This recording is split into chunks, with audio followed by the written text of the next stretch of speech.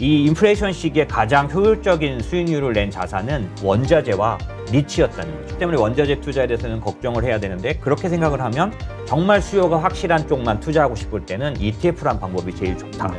그래서 2022년에는 자동차 투자한다. 물론 그게 전기차랑 연결돼 있어야죠. 자, 아까 그래도 시장을 떠나 있으면 안 된다. 수익을 딴 데서 벌 수 있는 방법이 없으니 라고 말씀하셨는데 반론을 제기하는 분들도 있을 것 같아요. 수익이 아니라 지금 시점에서는 손실을 안 보는 거를 우선적으로 해야 되는 거 아니냐. 그러니까 시장에 있으면은 이러한 일들 때문에 손실을 보게 될 거 아니냐. 이런 생각을 하시는 분들이 또 있거든요. 네. 어떻게 봐야 될까요? 사실 그래서 아마 전문가나 이런 분들이 말하는 말 중에 다 보통 어렵게 말하지 않습니까? 저도 뭐 다 똑같지만 어렵게 말하는 말 중에 어떤 말이냐면 포트폴리오 다변화. 그다음에 뭐 뭔가 포트폴리오로 투자해야 된다. 분산 투자. 뭐 이런 얘기를 요즘 많이 합니다. 그러니까 아니 그렇게 위험할 것 같으면 쉬어야지. 이 얘기를 하는 분들이 있어요. 맞습니다. 맞습니다. 그런데 이제 그런 측면에서 만약에 쉴 수 있는 곳이 딱이 명확한 곳이 있다면 채권이라든지 뭐 현금이라든지 있다면 좋은데 얘들이 더 나쁠 것 같으니까요. 그래서 사실 지금 말씀하신 대로 지금 올해 2022년도는 포트폴리오 다변해야 된다, 뭔가 분산해야 된다 이런 얘기를 할 때 우선은 알고 계셔야 될 게 있어요. 왜 그래야 되냐면 첫 번째 단정적으로 지금 예상할 수 있는 게 없다는 거죠. 왜냐하면 그렇죠. 인플레이션이 만약에 우선 인플레이션에서 말씀을 드리고 싶은 건 시장에서 두려워하던 지금 바로 직전번 12월 인플레이션에도 7%대가 나왔고 그 다음에 어저께 발표된 PPI도 9%대가 나왔는데 이 인플레이션은 거의 많은 부분 공급단에서 나온 거라서 그 공급단 인플레이션은 확실히 피크아웃 한 것 같습니다. 왜냐하면 그건 어떻게 할 수 있냐면 12월 달 ISM 제조업 지수에서 나온 그런 지표들 중에서 이 배달 지수라든지 이런 지수가 있고 그 다음에 최근에는 제가 이게 좀 희한해서 아마 참고하시면 좋을 것 같아서 이제 말씀을 드리고 싶었던 게 있는데 최근에 나온 인플레이션 지수 중에 공급 압박 지수라는 게 나왔어요. 그래서 공급단에서 나오는 그런 인플레이션만 좀 골라서 뽑아서 하는 그런 지수가 있는데 그 지수가 지난달 이번 달 둘 다 꺾이면서 공급망 이슈는 상당 부분 어떤 식으로든 간에 인플레이션은 적어지는 것 같아요. 근데 문제는 제가 왜 복잡하다고 예상을 할 수 없다고 말씀드렸냐면 그렇지 않은 부분이 또 상당 부분 보이고 있는 거죠. 뭐냐면 인플레이션 중에서 스티키 인플레이션이라 그래서 쉽게 이렇게 금방 없어지지 않는 인플레이션. 대표적인 게 임금 인플레이션입니다. 근데 그 임금 인플레이션이 심상치 않게 올라오고 있는 아시다시피 일자리보다 사람이 지금 부족한 그렇죠. 이런 현상이 나타나면서 사실 공급단에서 왔던 연준이 말했던 일시적인 그런 현상의 인플레이션은 어느 정도 1분기 끝부분부터는 현저하게 숫자를 보일 것 같아요. 왜냐하면 그 인플레이션을 만들어내는 중국의 PPI가 어저께 발표 났지만은 확실하게 뚝 떨어져 버렸기 때문에 시간차를 두고 뚜렷하게 나타날 가능성은 높은데 그렇지 않은 임금 인플레이션이 만약에 계속된다면 연준은 긴축을 확실히 빨리 할 수밖에 없거든요. 그렇기 때문에 지금 제롬 파월을 믿고 늦게 할 거야? 그다음에 긴축에 대해서는 두려워하지 않아도 돼? 이렇게만 생각했다가 인플레이션이 사라지지 않으면서 그거를 막아야 되는 인플레이션이기 때문에 연준이 긴축을 하게 됐을 때는 우리한테는 피해가 오는 거죠. 그런 측면에서는 포트폴리오적으로 이거를 가져가는 게 필요한데 그래서 좀 다양한 포트폴리오가 필요한데 제가 오늘 말씀을 드리고 싶은 건 뭐냐면 과거에 미국에서도 인플레이션이 아주 높았던 시기에 자산 수익률을 조사해 봤더니 이 인플레이션 시기에 가장 효율적인 수익률을 낸 자산은 원자재와 리츠였다는 거죠. 그렇기 때문에 지금 말씀 주신 대로 이제 우리도 포트폴리오에 아예 그냥 나가버리면 되지 않아?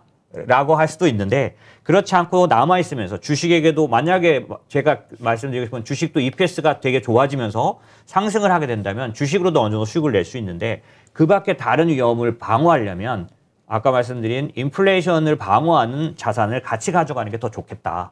이렇게 생각이 드는 거죠. 그러니까 이제 우리가 이렇게 위험성에 대해서 예상하고 조심하자는 하지만 그게 확정이 된 게 아니기 때문에 그럴 수도 있는 가능성이 있고 또 반대로 잘 연착륙하면서 좋아질 수도 있고 그러니까 모든 가능성이 아직은 열려 있기 때문에 모든 가능성이 현실화됐을 때에도 가장 최선의 방식 이게 이제 포트폴리오로 나와야 된다. 그렇죠. 이렇게 정리하면 되겠네요. 투자하는 이유입니다. 네, 그렇죠. 자, 원자재 투자 관련해서는 그동안 사실 우리 인플레이션의 가장 큰 이유 중에 하나로 원자재 상승이잖아요. 맞습니다. 근데 지금 투자해도 더 상승할 여력이 있을까? 이렇게 질문하는 분들이 있을 것 같아요. 그렇죠. 그래서 그것조차도 사실은 단정적으로 말할 수 없지만 이게 지속적으로 원자재 관련돼서 투자를 해도 된다고 생각하는 이유가 뭐냐를 그래서 좀 따져볼 필요가 있는 것 같고요. 그냥 인플레이션 시기에 원자재가 좋았다라고 이렇게 말할 게 아니라 원자재 중에 뭐가 좋을지도 다를 수 있을 것 같습니다. 그래서 그걸 지금부터 좀 살펴보면요. 첫 번째는 그 에너지 관련된 원자재가 사실 조금 중장기적으로 쉽게 떨어질 수는 없는 상황이라는 걸 좀 이해하시는 게 필요합니다. 저는 그래서 에너지 관련된 원자재를 투자하자는 건 아닌데요. 이 에너지 관련된 원자재는 어떤 상황에 있냐면 최근에 이제 올해 새로 시작하고 나서도 인도네시아에서 석탄 수출을 금지했다가 지금은 풀긴 했는데요. 그런 일이 있고 그다음에 우크라이나의 러시아와의 분쟁은 지금 일촉즉발이고 뭔가 이 지정학적 리스크는 아직 해결됐다라고 볼 수는 없습니다. 왜냐하면 미국하고 회담을 했는데 별로 건진 게 없죠. 여러 가지 면에서 우크라이나에 관련된 천연가스 관련해서는 어려움이 있을 걸로 보여지고요.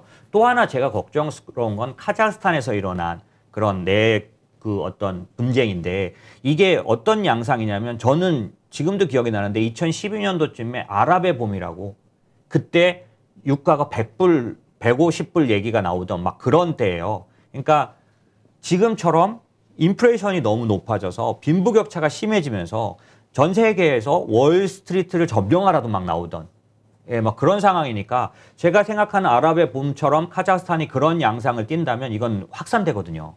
만약에 그렇게 될 경우 중요한 건 이 국가들이 전부 다 에너지 중심국들이에요.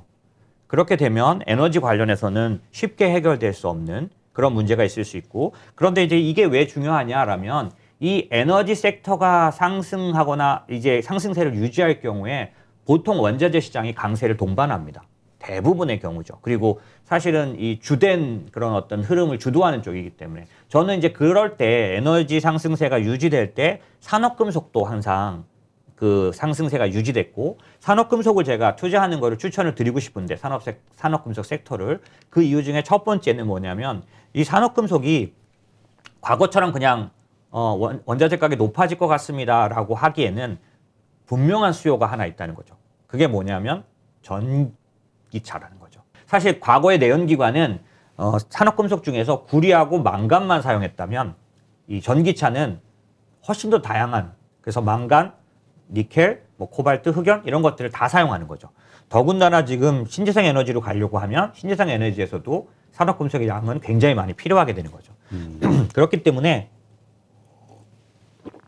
적어도 원자재를 포트폴리오에 편입할 때 에너지에 대해서는 이거 너무 오른 게 아니냐 혹은 이견이 있으실 수 있는데 이 수요가 거의 확정적으로 늘어날 수밖에 없는 산업금속에 대해서는 어느 정도 저희가 접근을 할 수 있는 게 아니냐라고 생각을 해서 산업금속 같은 경우에는 포트폴리오에 편입하시는 게 좋겠다 추천을 드리고 싶은 거죠. 네, 그 말씀하시는 건 이제 좀 정치적 이슈, 그러니까 정치적으로 좀 불안정한 상황이 좀 만들어져 가고 있다.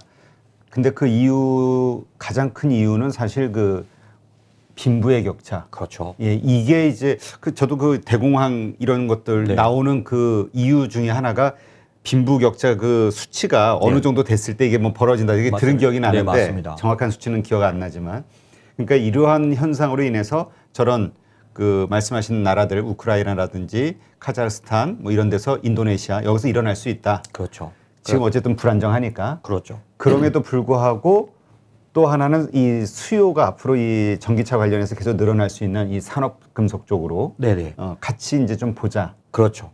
자, 그렇다면 이거에 대해서 관심을 가진 분들이 만약 투자를 한다면 어디다 어떻게 투자를 해야 됩니까? 만약에 내가 포트폴리오에 원자재를 편입하라고 해서 내가 포트폴리오에 원자재를 좀 갖고 오고 싶다, 넣고 싶다라고 했을 때 저희가 원자재를 투자하는 방법을 일단 딱 고민하게 되는데 시중엔 6가지 정도 있습니다. 원자재를 투자하는 방법이. 뭐 가장 대표적인 거야 당연히 현물을 사는 거죠. 창고에다가. 네네네네. 그렇지만 그건 말씀하신 대로 불가능한 일이고 그거 외에는 선물로 투자하는 방법. 예, 그 다음에 그 원자재를 생산하는 기업들의 국내 기업에 투자하거나 해외 기업의 자체로 투자하는 방법이 있고요. 또 하나는 ETF로 투자하는 방법, 또 하나는 DLS라 그래서 파생결합증권이라는 걸 투자할 수 있습니다. 저는 오늘 ETF로 투자하는 방법을 추천드리고 싶고요. 네. 왜냐하면 현물로 투자할 수 없는 상태에 소규모 자금으로도 투자할 수 있는데 그건 펀드도 마찬가지지만 펀드는 뭐가 나쁘냐면 펀드로 투자하면 원자재를 세부적으로 투자를 못합니다. 원자재 펀드는 대부분 다 60%가 원유에 투자되고 25%가 메탈에 투자되고 나머지 뭐 10몇 프로가 농산물에 투자되는 이런 방식이에요. 그렇기 때문에 지금처럼 원자재가 다 같이 오르거나 이런 시기가 아니다. 특별히 지금은 사실 원자재 투자는 만약에 달러 약세기만 하면은 굉장히 확신을 가져도 되는데 지금은 약세라고 보기는 어렵거든요. 그렇죠. 지금 예. 세죠. 예, 맞습니다. 그렇기 때문에 원자재 투자에 대해서는 걱정을 해야 되는데 그렇게 생각을 하면 정말 수요가 확실한 쪽만 투자하고 싶을 때는 ETF라는 방법이 제일 좋다라는 거고요. ETF에는 국내 해외가 있는데 국내 ETF는 특징이 뭐냐? 산업금속을 통째로 투자하는 ETF가 없고 구리면 구리 이런 식으로 단일 종목밖에 없어요. 그래서 만약에 단일 종목을 투자했을 때 잘 되면 상당한 수익이 나지만 잘못 찍으면 그러면 정말 원자재 시장이 다 좋은데 나만 수익률이 나쁜 이런 리스크가 있으니까 저는 산업금속을 통째로 투자할 수 있는 방법이 있는 ETF로 하셨으면 좋겠고 대표적으로 제가 추천드릴 수 있는 ETF 산업금속 전체 다 투자하는 ETF는 티커라는 이름으로 했을 때 PICK라는 겁니다. PICK. 예, 이건 아이셰어스라는 회사가 운영하고 글로벌 메탈 관련된 그래서 산업금속만 투자하는 그래서 보통 웬만한 우리가 아는 금속 회사는 여기에 다 들어가 있죠. 거기다가 제가 전기차 관련된 산업금속 얘기를 드렸잖아요. 네. 만약에 전기차 관련된 산업금속만 투자하고 싶다. 그럼 더 좁혀야 되는데 더 좁히는 것도 나와 있습니다. 그건 뭐냐면 바네크라는 데서 운영하는 GMET. GMET. 예, 얘는 전기차에 들어가는 산업금속만 하겠다. 뭐 구리, 니켈, 그렇죠. 뭐 이런 망간 것들, 뭐 이런 망간. 쪽들만 딱 하는 겁니다. 그러니까 좀 좁혀서 투자할 수 있으니 제가 볼 때는 비중이나 이런 것들도 높게 가져가지 않으셔도 그 다음에 원자재 시장 전체에 대한 그 예상이 맞지 않아도 어느 정도 방어력을 갖고 있다고 봐야겠죠. 네. 자, 이렇게 한번 잘 참고하셔서 원자재 산업금속에 투자하시고 싶은 분들은 PICK, GMET 요거를 한번 잘 스터디해 보시면 좋을 것 같고요. 그 다음에 이제 사실 이러한 기업 여기에 포함되어 있는 기업들 예. 가운데는 또 신재생 에너지들이 다 들어가 있겠죠. 관련이 많이 있습니다. 예. 왜냐하면 신재생 에너지가 작년에도 상당히 큰 화두였었잖아요. 그렇습니다. 투자할 만한 네, 섹터로. 맞습니다. 근데 이제 요즘 미국에서 인프라 사업 법안 이것이 좀 연기가 되고 불발될 것 같다는 이런 뉘앙스 이야기가 나오면서 지금 한국도 그렇고 미국도 그렇고 이 섹터의 분위기가 별로 안 좋은 것 같아요. 엄청나게 내려가 있습니다. 예. 사실은. 일단 그럼에도 지금 투자할 만한 이유가 있는지. 네. 그러니까 실제로 성장주와 같이 분류되면서 말씀하신 대로 작년도에 그런 포트폴리오 리밸런싱 재조정의 대상이 됐죠. 이제 금리가 올라갈 거니까 성장주 쪽은 전부 줄인다라고 했을 때 그 대상이 돼 있는 상태인데 요걸 좀 쪼개서 들어가 보면 오늘은 태양광 관련된 부분을 좀 말씀을 드리고 싶은 거예요. 근데 태양광 같은 경우에 더 주가가 하락한데 더 직접적인 이유가 있었는데 그게 뭐냐면 작년도 12월 말쯤에 이제 미국의 신재생 에너지의 중심 지역은 캘리포니아입니다. 그 캘리포니아에서 어떤 발표가 나오냐면 태양광 관련된 보조금을 없애겠다. 이게 나오면서 태양광 주가들은 그야말로 그냥 주저앉아 버렸거든요. 그러다 보니까 올해 초까지도 또 연장이 돼서 많이 내려와 있는 상황이고 그럼 얘가 그렇게 될 거냐라고 보면 최근에 이제 뉴섬이라고 해서 캘리포니아 주지사가 계속해서 기사를 내고 있는데 보조금 제도에 대해서 이거 다시 봐야겠다. 뭔가 잘못된 부분이 있다. 이거 다시 제도를 바꿔서 할 의지가 있다. 이런 발표를 하고 있고요. 이 사람의 이런 발표와 함께 전체적으로는 바이든의 빌드백 베러가 통과될 거냐. 왜냐하면 알아두시면 좋겠는데 사실 지금 조맨친 때문에 조맨친은 진짜 너무나 예상치 않은 변수였고요. 민주당 내에서 반대해버리니까. 네, 맞습니다. 그렇지만 그래서 줄어들어 있는 지금 타협안이 어느 정도냐면 1조 5천에서 7천 정도인데 요 1조 5천 중에 이 신재생 에너지 관련해서만 5,600억이에요. 그러니까 사실 거의 그렇죠. 얘는 굉장히 연결이 많고 하나 더 말씀을 드리면 만약에 빌드백 베러가 통과가 될 경우에는 어떤 게 있냐면 ITC, PTC라는 게 연장된다. ITC는 뭐냐면 투자세액공제, PTC는 생산세액공제. 이런 식이에요. 최근에 제가 전기차 보조금을 보면서 어떻게 생각이 들었냐면 GM의 트럭 하나를 사려면 3만 불 조금 넘는 금액이 필요한데 이 바이든의 빌드백 베러에 의하면 전기차 관련돼서 두 가지 이제 보조금이 있는데 하나는 이제 전기차에 대한 보조금이고 하나는 배터리도 미국 생산이면은 보조금을 주더라고요. 네. 이렇게 하면 얼마까지 거의 줄일 수 있냐면은 17,000불까지 보조금으로 받을 수 있는 거예요. 그런 것처럼 이 ITC나 PTC가 이제 빌드백 베러가 만약에 통과되기만 하면 이 연장돼요, 이게.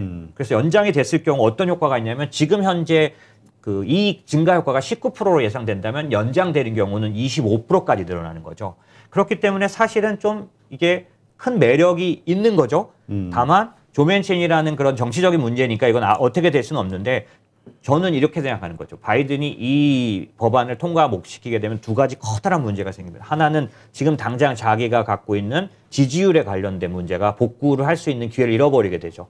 두 번째는 엄청나게 지금 시중에 돈을 풀고 이제 그 재정정책, 통화정책을 써놨는데 이 빌드백 베러가 가장 지금 어려운 게 뭐냐면 이 돈이 풀리게 하는 정책이에요. 이게 조맨친 때문에 갇혀 있어가지고 어떤 상황이냐면은 그러니까 저희가 보통 M1, M2라 그래서 본원적으로 찍어낸 돈과 돌아다니는 돈을 비교하면 요즘 1.05%. 그러니까 찍어낸 돈이 못 돌아다니고 있죠. 통화승 수가 거의 떨어져 있는 거예요. 그렇기 때문에 저는 사활을 걸고 이 법이 통과될 건데 최근에 제가 들려오는 소식을 보니까 1월 초에 또다시 회동을 했고 1조 5천 정도의 항목만 제해주면 자기가 동의하겠다 이렇게 돼 있기 때문에 통과할 걸로 보고요. 그런 측면에서 보면은 조금 전에 말씀 나눈 태양광 그다음에 신재생 에너지에 관련돼서는 투자를 해볼 수 있는 시기다라고 보여집니다. 네, 지금 그와 관련해서 괜찮게 우리가 볼 만한 글로벌 기업이 있나요? 사실은 뭐 이 태양광 관련해서는 미국 위주의 투자보다는 중국 관련된 기업들이 훨씬 더 높은데 저는 사실은 종목보다는 이 신재생 에너지 전체에다 투자하는 거를 좀 ETF로? 네네. 그래서 그 태양광 같은 경우는 TAN이라는 ETF가 TAN, 그러니까 이건 글로벌 신재생 에너지 기업들을 다 예, 합니다. 그리고 만약에 미국 기업만 투자하면은 아까 제가 아메리칸 그 바이든 법에 의해서 미국에서 만들어진 배터리만 혜택을 주거든요. 그럼 이런 기업만 투자하고 싶으시면 PBW라는 PBW. 예. 그러면 얘는 미국 기업만 투자합니다. 그렇죠. 그렇기 때문에 똑같이 신재생 에너지를 하시더라도 이렇게 좀 본인이 생각하시는 뜻에 따라서 선택해 주시면 더 좋을 것 같습니다. 네.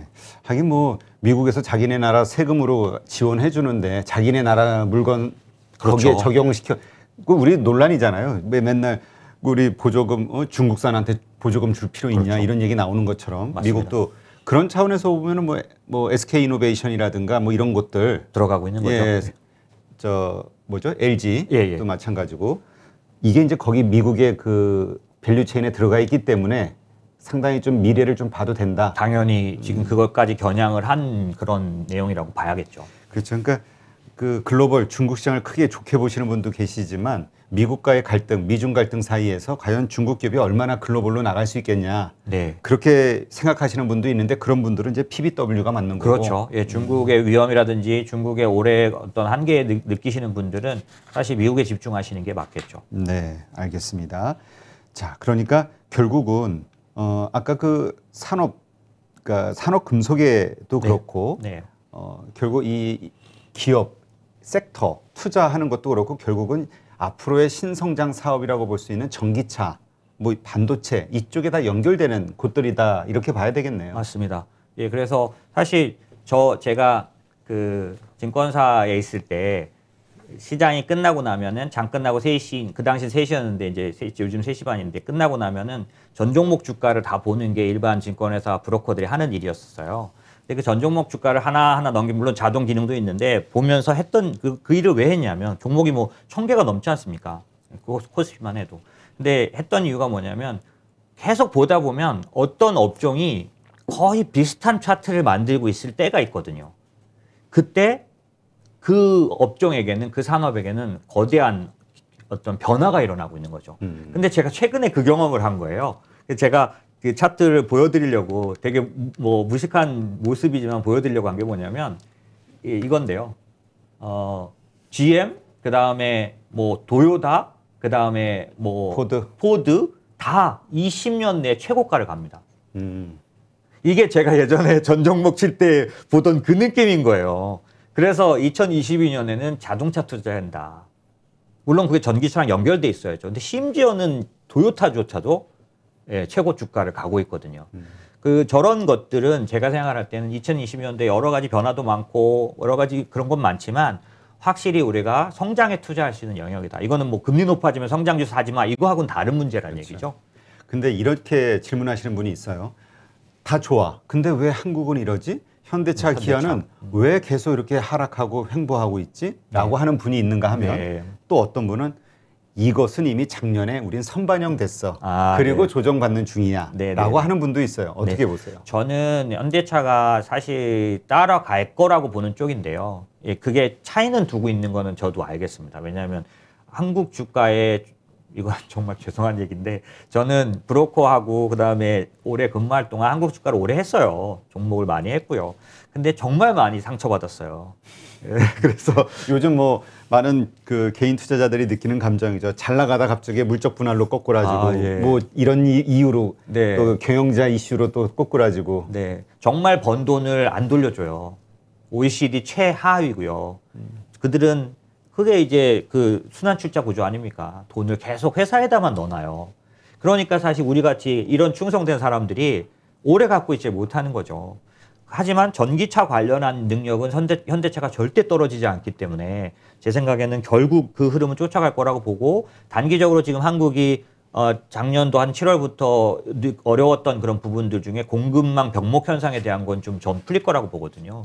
그럼 상당 부분 좀 해소될 것 같고 다만 대형주가 어려운 이유 중에 하나가 사실 이제 바로 들어오지 않습니까? 그 대여들. 그렇죠. 그 대여들 때문에 그런 부분이 있으니 그거는 말끔하지는 않겠지만 어느 정도는 2022년은 오히려 저는 좀 기대해 볼 만하다고 생각하고 있고요.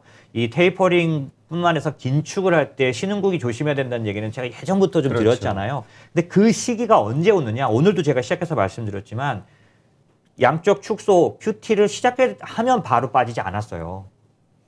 언제였냐면 사실 몇 달이 지나고 나서 글로벌 금융시장의 이상 반응들, 장단기 금리차가 평평해지고 하이힐드 채권의 그런 그 스프레드가 막 벌어지기 시작할 때. 그러니까 그 경제 위기의 그 전조 증상으로 하이힐드 채권의 급격한 상승을 보시는 분들도 있긴 하더라고요. 굉장히 좋은 지표입니다. 최근에 작년 연말 올해 한국의 스프레드가 벌어져서요. 조금 채권 쪽에서는 주의를 했었죠. 근데 그 정도 아니고 사실 우리가 아까도 제가 말씀드렸지만 이제 긴축에 들어가면 한 1년 내 오진 잘 않습니다. 제가 통계는 이제 오늘 가져왔었는데 이 시작하고 나서 1년 정도 지나야 되는데 중립금리에 가까이 간다는 건 어떻게 우리가 무조건 결정할 수 없냐면 빨리 올리면 빨리 가거든요. 그렇죠. 여러 번 올리면 빨리 가는 겁니다. 그렇기 때문에 결코 이 긴장은 뭐 내년도까지는 괜찮겠지. 그렇지는 않은 거고 하지만 꼭 아셨으면 좋겠는 거 초반에 그렇게 떨 필요는 없다. 한국조차도. 예.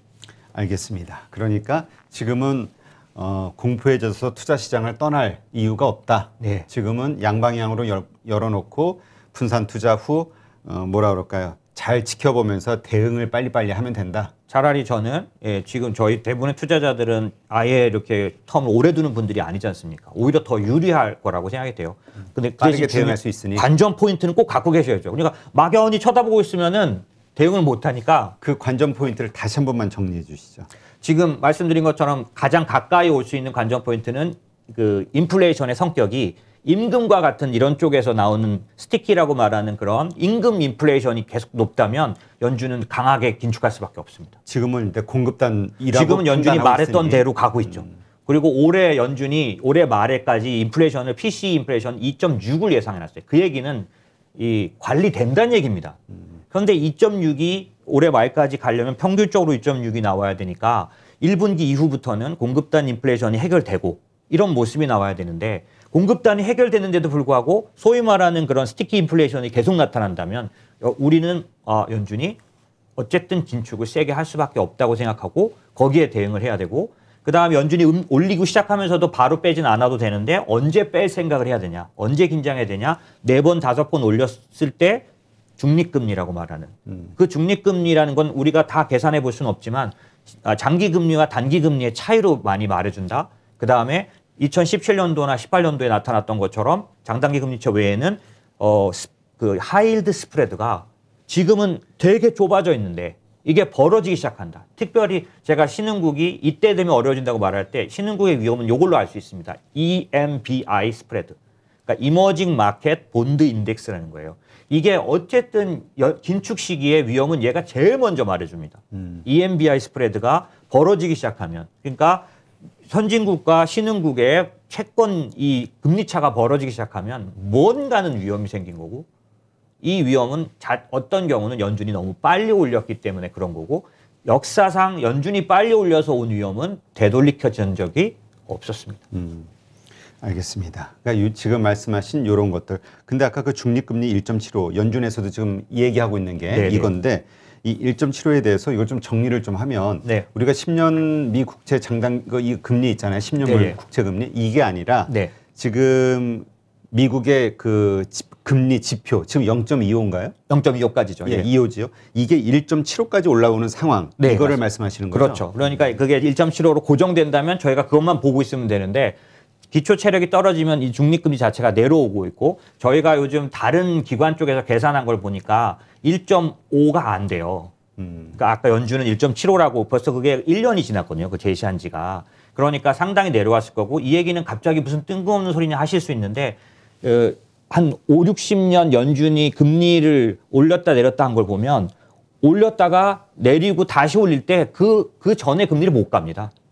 중립금리가 계속 낮아진 거죠. 이게 그 뭐라 그럴까 오랜 동안의 논쟁이었는데 그렇죠. 계속 이제 저금리 상태가 갈 수밖에 없다라고 얘기하는 분들의 논리죠. 그게. 네, 돈을 너무 많이 풀었기 때문이거든요. 이거는 되돌이키지 않는 거죠. 네, 알겠습니다. 이러한 것들을 잘 참고하시면서 투자하실 때, 예, 그리고 어쨌든 해지를 위해서라도 글로벌 투자 좀 신경 쓰셔야 될 것 같고요. 네. 이제까지 인모스트 투자자문 장재창 대표님과 함께했습니다. 오늘 좋은 인사이트 고맙습니다. 감사합니다.